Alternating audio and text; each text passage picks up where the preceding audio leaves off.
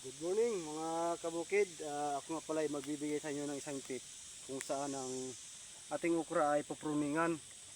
So alam niyo mga kabukid, ang okra talaga hindi natin gagaya sa sili. Na ang sili, kailangan pakapalin natin ng sanga.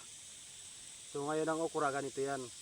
Sayang po siya, napakarami niya pong sanga. O diba? Ganito yan mga kabukid, kaya yan siya normal natin. Tatanggalin natin ito, alam niyo kung bakit. Kasi ganito yan. Ito tatanggalin natin yan. Mas dahon na yan. Wala pa akong gunting. Ito na lang, kamay-kamay na lang. Tayo matakot, natatanggalin yan.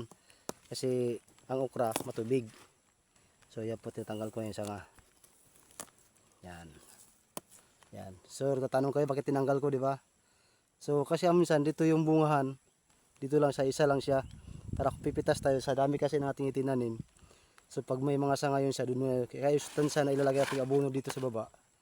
Doon sa dulo talaga magbibigay, kaya pataas siya, pataas ng pataas, parami na parami ang bunga, hitik yan sa bunga mga kabukid. So salamat po sa isang tip sa inyo na kung nasayahan kayo. So yan nga po, paki message nyo lang po ako at matuturoan ko po kayo sa akin po mga idea na nakuha sa pagtatanim sa mga kabukiran.